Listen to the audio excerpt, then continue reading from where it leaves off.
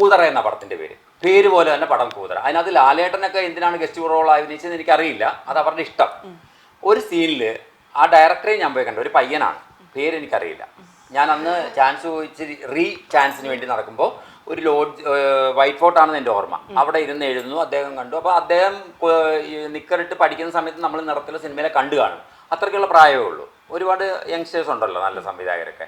അദ്ദേഹത്തിൻ്റെ ആദ്യത്തെ പടം കണ്ട് ഹിറ്റായിരുന്നു തോന്നുന്നു. ഞാൻ അദ്ദേഹത്തെ കണ്ടു, അപ്പോൾ അദ്ദേഹം സംസാരിച്ചു. പക്ഷേ അദ്ദേഹത്തിൻ്റെ ഭാവനയിൽ ഉദിച്ച കാര്യങ്ങളെന്ന് പറഞ്ഞാൽ നമ്മൾ സത്യൻ മാഷ്, നാസിർ മാഷ് തൊട്ട് ഇങ്ങോട്ട് കുഞ്ചാക്കോടെ എല്ലാ പടങ്ങളും നമ്മൾ കണ്ടിട്ടുണ്ട്. ഒരു ദിവസം ഒരു സിനിമ കാണുമെങ്കിൽ ആലോചിക്കണം, ഞാൻ തമിഴ് എല്ലാം കാണുന്നൊരു നല്ലൊരു പ്രേക്ഷകനാണെന്നുള്ളൊരു വിലയുണ്ടല്ലോ. ഒരു സീനിൽ നായികയുടെ ഇന്നർ നായകനെ ഇട്ടിട്ട് വന്നിട്ട് കല്യാണ വേദിയിലോ പൊതുവേദിയിലോ രണ്ടുപേരും തമ്മിൽ തർക്കം പറയുമ്പോൾ നിന്നിടത്ത് നൂരി മുഖത്ത് വലിച്ചെറിയുന്ന ഒരു ഷോട്ട് എങ്ങനെയുണ്ടത്? ആരുടെയെങ്കിലും ഭാവനയിൽ വരുമോ അത്? അങ്ങനെ ഒരു പടം ഞാൻ ആ തിയേറ്ററിൽ നിന്ന് കണ്ടപ്പോൾ ഇത് ആര് കണ്ടുപിടിച്ചത്, എന്ത് മൂഡിൽ വന്നു ആ ഒരു ക്രിയേഷൻ?